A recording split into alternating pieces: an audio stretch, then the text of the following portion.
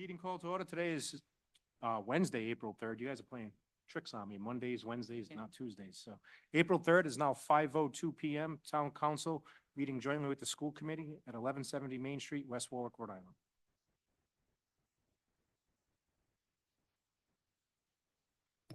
Roll call. Councilman Dennison? Here. Councilman Lichardi? Not here. Councilman Messier? Here. Council Vice President Williamson? Here. Council President Goslin? Here. Quorum is declared. And Councilman Lashardi said he'll be here between 5:36. And do we need to do a roll call for the school committee? I can if you'd like me to. Please do. Or I'll just note for the record that council, You can say school here. committee members. Cologne. Cologne Oh, Yep, is here. Angela President. Coburn, Rainey Coburn's here. Kutu, and Joseph DiMartino are here as well. And Thank you. And Sue St. Amand said she's probably also 2025 back on. So thank you. I'll note that on the record. Presentation regarding school building committee progress. Good evening, everyone. Nice to see you. As you all know, we have a school building committee that convened a few months ago to consider building a new building, expanding current buildings. At any rate, what the decision is going to be, it's to provide more space for our schools that are overcrowded. So tonight we have a presentation. We have our owner's project manager, our OPM, Chris Spiegel from Left Field, a project management firm that we have enlisted to help us with this project. He's here to give a presentation on where we're at with the project and the process. And as we talked about from the very beginning, it made sense and we committed to having these joint meetings along the way to make sure that the community is involved and informed. We've already had our educational consultant walk through the buildings, and this week he's starting the forums with the staff in the buildings to get input. And I'll let Chris get into all of that too. So with that, I will hand it over to Chris.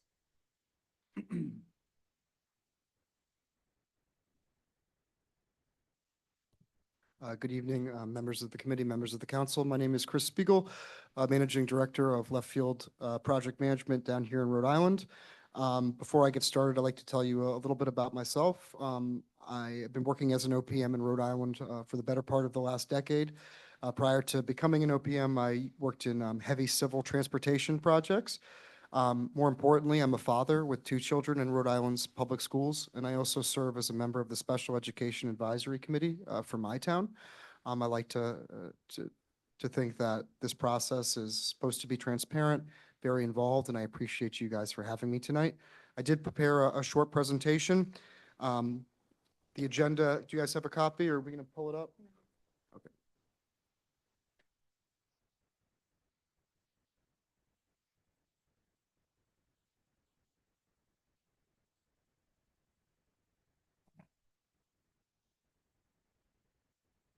Sure. So next slide, please. We'll go into the agenda. For today, we'll be discussing just an introduction to Left Field.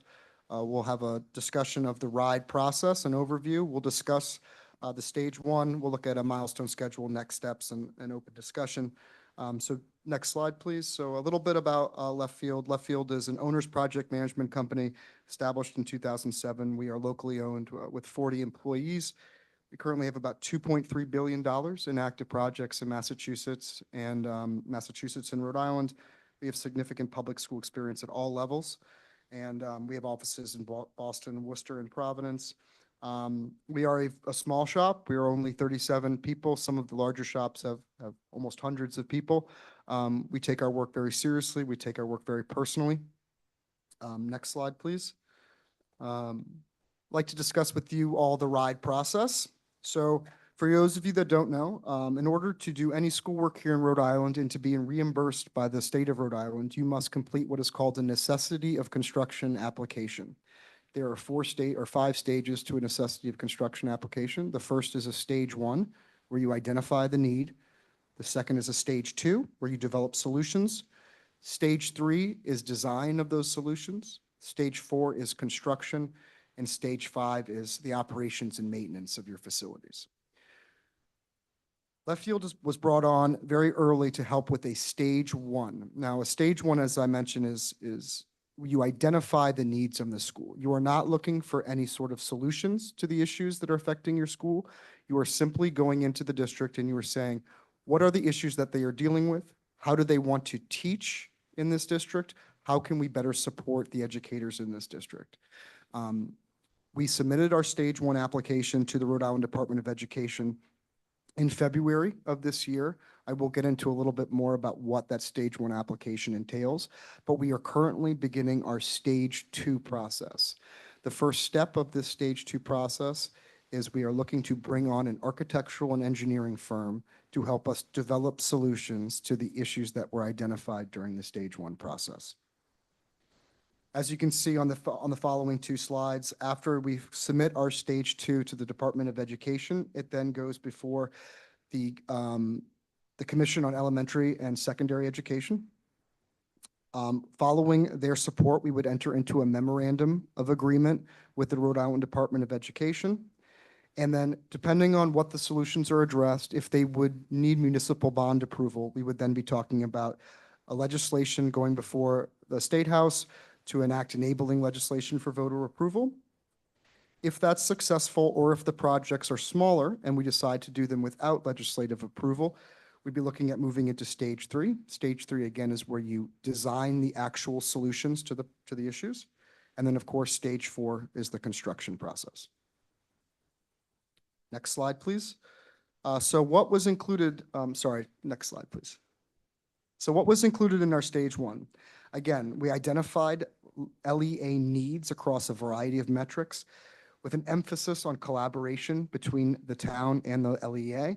The school building committee member is made up of active members of the town and the school committee and school department staff. This is the right way to form a school building committee. It ensures that everybody is rowing in the same direction. These projects are successful when they've got a joint partnership and collaboration between towns and school districts. We're looking for a holistic and data-driven approach to this process. We are not going into this process with any ideas of what solution might be. This is a little bit atypical of a Rhode Island process. Often you'll find in Rhode Island that people have a dollar amount in mind, or they have a project in mind, a new high school or $100 million, whatever it might be, and then they back projects in to fill those gaps to align with what those assumptions are. That is not what West Warwick is doing. They are committed to doing a data-driven process, to really identifying all of the issues that are affecting the schools and working through that data to develop real solutions to those issues. So we're not backing into a project in this scenario. Again, that's without assumptions of solutions. A stage 1 also does not factor in cost. We do not want to limit ourselves with cost. We are just looking to identify solutions. And again, it sets stage for public engagement and options discussion. As we move into the stage 2, there will be many opportunities for us to go out to the community, hold public engagement visioning sessions, and to listen to the greater community, not just the educational community, about what they feel is right moving forward. Stage 1 has already received approval from the Rhode Island Department of Education. This is a significant milestone. There were very minimal comments that we received back from RIDE. Overall, it was a tremendous success, so congratulations to the school building committee for getting that done. Typical deliverables that were submitted, including an operating budget analysis, demographic reporting, land use study, facilities conditions assessments, project schedules, procurement compliance, and again, the guiding principles that we were enforced, that were put upon us by the school building committee was transparency, investigate all options, look for community focus, focus on a return on investment, and mitigate taxpayer burden for solutions downline. The next slide, I'd like to highlight some of the data that was pulled out. Most importantly, I'd like to talk to you about functional utilization. Functional utilization is a metric that was developed by the Rhode Island Department of Education. That's okay. To help develop, to basically provide a number to show you how overcrowded your schools are. So at 85%, which is we'll look at the final column on the right. At 85%, RIDE considers your school overcrowded. In fact, there are specific bonus points that the Rhode Island Department of Education will actually pay you extra money if you renovate or build new to address overcrowding at over 85%. With the exception of Wakefield Hills, which is at 82%, which is on the verge of being overcrowded, all of your schools are substantially overcrowded. This metric, again, was developed by the Rhode Island Department of Education. It is simply a math formula. That's very important. We wanted to bring that to your attention. And what that tells us is that the solutions that are being developed as part of the stage 2, we're going to have a focus on reducing your utilization rates. There are many, many ways to do that. It's not a one-size-fits-all solution to these problems. Some districts choose to reconfigure, some districts choose to build new, some districts choose to renovate, some districts choose to redistrict and send people to different schools. There's really a whole myriad of options, and we're going to explore all of them. The next slide has some critical considerations. These were developed with Manuel Cordero. Manuel Cordero couldn't be here tonight, but he is actually a sub-consultant to Left Field on this project. Manuel Cordero, aside from being a professor at RISD, as well as owning his own educational planning firm, formerly is of the RIDE School Building Authority, where he worked for over 15 years. The RIDE Necessity of Construction application process was developed by Manuel Cordero. You have no one better to help guide you through this educational programming than Manuel. The main issues that we have identified as part of the stage 1 process were addressing overcrowding, which I touched on, providing educational enhancements and support spaces to students, staff, and faculty, looking at safety and security of the buildings, looking at equity, not just from school to school to make sure every student has the advantages of the same education across different schools, but also within those schools themselves. We're looking at the future of early education. As you know, there is a strong, very popular push for universal pre-K in Rhode Island, really across the United States, but especially here in Rhode Island. The Rhode Island Department of Education will support any plans that take universal pre-K into account. And of course, the future of learning spaces. Like most schools in Rhode Island, West Warwicks were designed for different career paths that no longer really exist in America today. If you remember when we went to school, everyone was supposed to sit forward, you look in a line, everyone looks forward, you pay attention straight. They were preparing us for careers in manufacturing. Those careers in manufacturing don't exist in the same quantities that they do anymore. Modern professional development is focused on collaboration, it's project-based learning, it's different disciplines coordinating and connecting with each other. We need schools that prepare students for careers in those types of fields. Those are the fields that are in demand. Those are the high-paying jobs that we want our students to have. So that's when we talk about the future of learning spaces. How can we create learning spaces that mimic not just the current work environment, but the work environment to come down line? Next slide, please. So as I said, we are currently soliciting architectural and engineering firms for the stage 2. I'm really happy to actually report that you all have received 7 submissions from well-qualified architectural and design firms. This is a record for me. I've done 13 stage 2s in Rhode Island. I've never had 7 architects submit on a proposal. These are all incredibly qualified firms. Some of them are joint ventures between local firms and nationally recognized architecture practices. You have firms on this list that have designed some of the most famous buildings in America, actually. For those of you that have been to Washington, D.C., one of the firms that's on this list designed the Holocaust Museum in Washington, D.C. We have another firm on this list that is currently designing many of the buildings that you see in Vegas that are currently coming up right now. These are all incredibly qualified architecture firms. I think that says a lot about the process so far, the makeup of the school building committee, and these collaborative guiding principles that we've talked about moving forward. Typical deliverables of your stage 2, we're looking at schematic design documents. These are just schematic design documents. So I want to be clear. What is submitted as part of the stage 2 in terms of schematic design will change when you get into stage 3. However, during the stage 2, as required by RIDE, it's a feasibility study. In order to provide the adequate educational programming as well as adequate cost estimates, you do need to move forward with the schematic design process. Otherwise, you're throwing darts in the wind.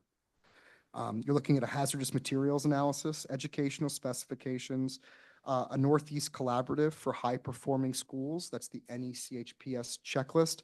For those of you that don't know, there is a statute in Rhode Island that requires all schools that are being renovated or built new to conform to the Northeast Collaborative for high-performing schools. These are sustainability metrics that we need to hit. We're looking at traffic impact studies. We're looking at geotechnical surveys, as I mentioned, third-party cost estimates, updating our demographics. especially when we're dealing with overutilization like we have here in West Warwick. We're trying to look at, if new projects are approved, if we have new housing stock coming on the market, what could that potentially do to our utilization rates?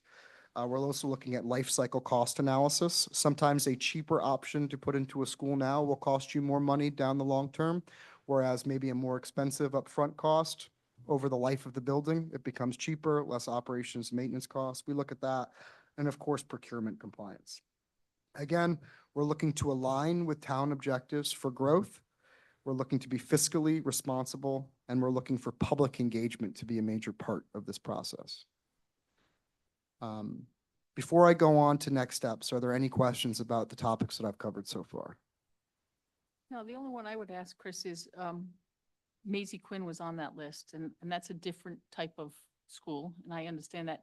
Does that mean if you're not at 85, you can't address needs there, or Oh, no. it does not at all? Okay. 85 is just an arbitrary, Okay. really limit that RIDE set that basically said, if you're above this, They'll support you. they'll absolutely support it. They'll support it at lower numbers as well.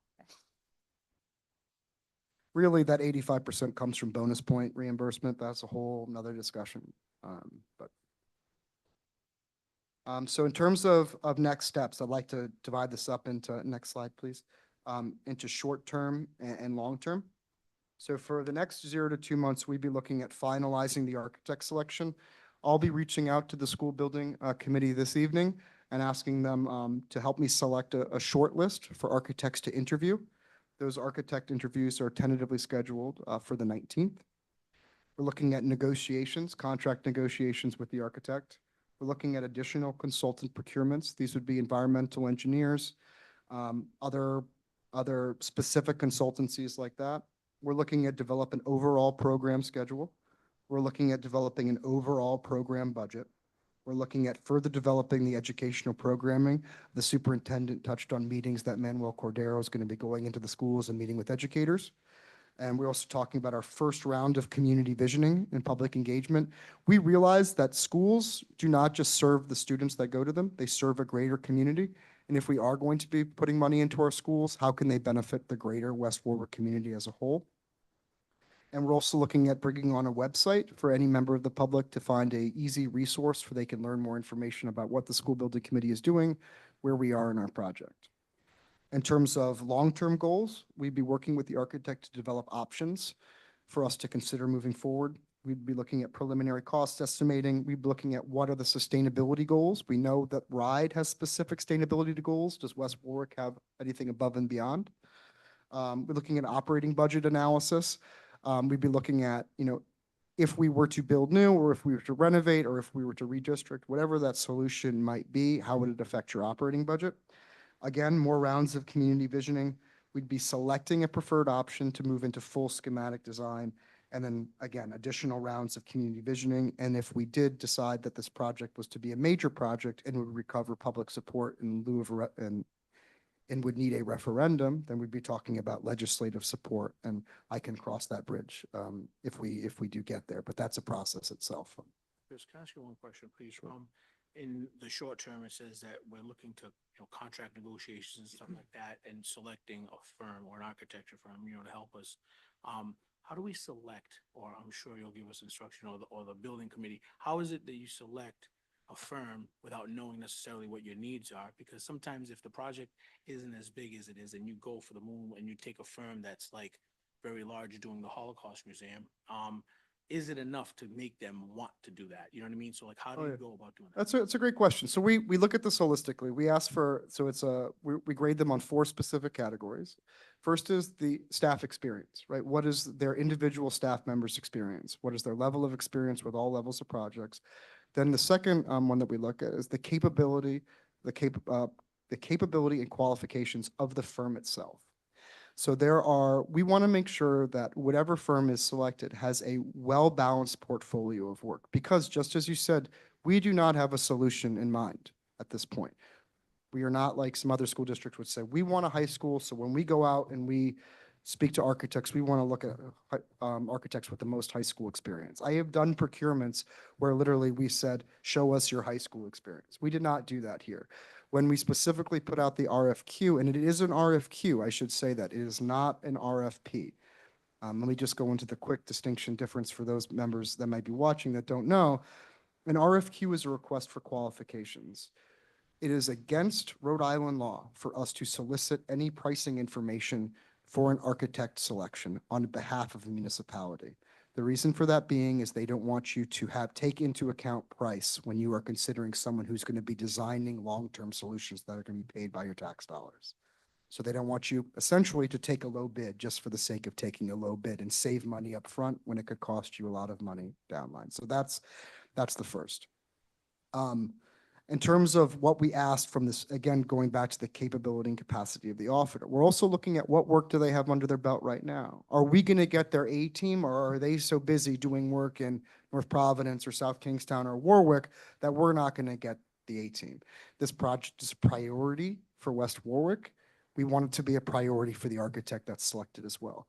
As you guys are aware, there is a substantial amount of school construction going on in Rhode Island right now.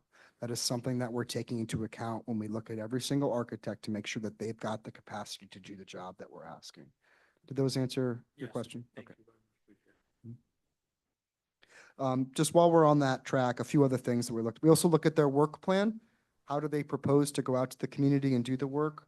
And we're also looking at any specific differentiators that might set their firm apart. In a lot of cases, what you have is these much larger firms have combined with a local firm, right? Because they want that local experience. Rhode Island does things its own way, right? It's not Massachusetts, it's not Connecticut, it's Rhode Island. So they want to make sure that they've partnered with a firm that has local experience.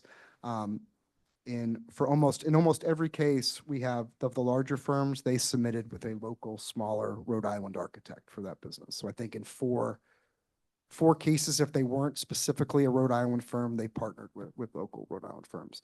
Another part of this procurement is also looking at MBE and WBE business percentages. All procurements in Rhode Island must have a target of 15% MBE, WBE participation.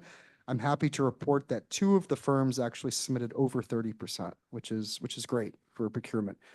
It's also 15% over the whole project, not just each procurement. And So, just because I would ask it if I was out there, women-based, minority-based. yes, what the minority-based acronyms are. enterprise, women-based Yes. enterprise. There's no disadvantage-based enterprise or veteran in Rhode Island yet, but those are other things that we can consider into procurements.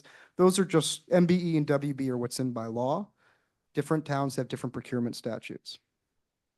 So are you surprised by the 7? You I seem am. to be. I am. And what do you attribute that to? Because there is so much going on in Rhode So Island. I attribute that to because of where you guys are in your schedule. You guys are not, so as most of you are aware, there's a tremendous amount of construction work going on right now because the Rhode Island Department of Education and the state has set a June 30th deadline for your stage 2 to be approved and for you to have a contractor on board in order to qualify for bonus points.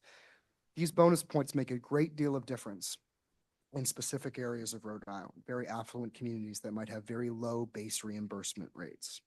So a lot of these communities are targeting this date so that they can increase their bonus points. Other school districts that have higher reimbursement rates, these just aren't as important. And the reason for that being is that your reimbursement is capped at a certain percentage. You can only get so high. Because you're on a different schedule for everybody else, it really opens up their ability to spend a lot of time working on this project. It also opens up your project delivery discussions. You don't have to you don't have to deliver a project a certain way. You have multiple choices on how to deliver a project. I 100%, I think it's because of schedule, and the other 100% is because you've got having a data-driven process. You're not backing into a project here. I've worked in a lot of places where before they even had the OPM on board, they knew what their project was going to be. That is not the case here. It allows architects to be much more creative and allows them to really investigate all solutions without being pigeonholed into going down a specific avenue. Like I said, I was incredibly surprised. I mean, 4 I thought would have been great, but 7 is fantastic. One other question with respect to those larger architectural firms that partner up with a local-based company. When the school committee or when the school building committee is kind of giving you ideas or, giving input Mhm. as to their, top three or whatever, or four. Are those local firms also, made known to us so that we can also try to do our due diligence? Oh, so sure. So each of the firms with that's submitted, they, usually if they're using a local firm, one architect will be the executive architect and one will be the architect of record. They have to call out as part of the RFQ process, they have to say who they are partnering with and what is also the delineation of responsibility. Who are you dealing with on a day-to-day basis? Are you dealing with someone in New York or are you dealing with someone in Rhode Island? That's very important. If we have questions that we need answers, if we need someone to come speak to a committee, we want them to be able to come to us right away. So that is something that's considered. The general process for the selection, the way that it's been moving so far, is we have selected a designer selection team. That designer selection team reviewed all of the proposals. And again, as I say tonight, I'll be sending a communication to that team for them to shortlist a specific amount of architects. They will then proceed to architect interviews. After that, they will make a recommendation to the school building committee. School building committee can either accept it or reject it or kick it back down. Usually it's accepted and then moves to school committee. After school committee reviews and approves, it then goes to town council. So that's the system of checks and balances as we go up the ladder, how everyone gets to it. And of course, at any point, people can say, hey, maybe you should consider this and this and this and, but in general, the way the process works is a smaller group makes a selection, they validate that selection, and it's passed through the different legislative bodies getting to the top. Thank you.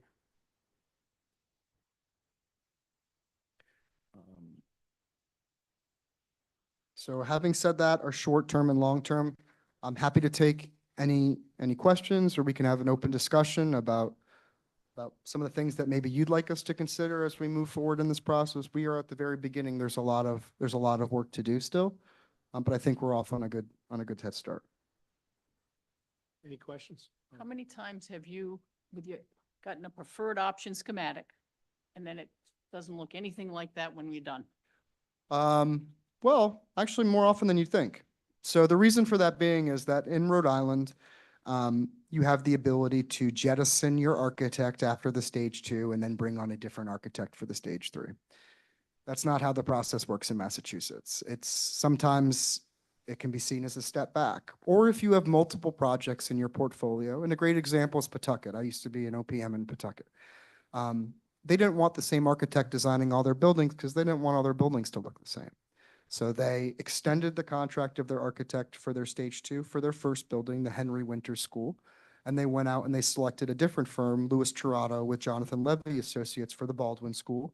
And then they've gone out again for Pawtucket High School for another architect procurement. Really, we're looking at this as a tryout. How well do they respond to your needs? How available are they? What's their capacity? Are they delivering what they said they were going to deliver? How well do they get along?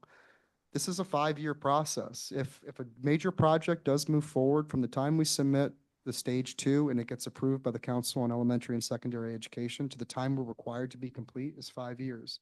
It's a long relationship. So if that first part doesn't work out in the stage 2, go back out and get another architect. I've worked in other communities where they jettisoned the architect after the stage 2. It wasn't a good fit.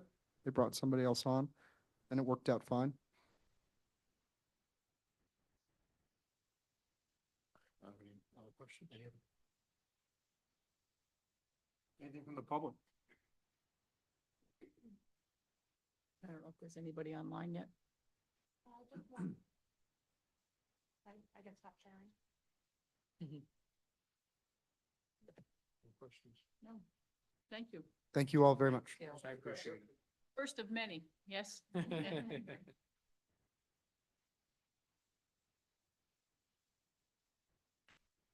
Since there's no more questions, Motion to adjourn. Second. Second all in question. favor? Aye. Thank you. We'll be taking, we can't start till 6. Yeah, so that was my question. All right, so half hour, We'll be starting at 6. half hour recess. Move some chairs and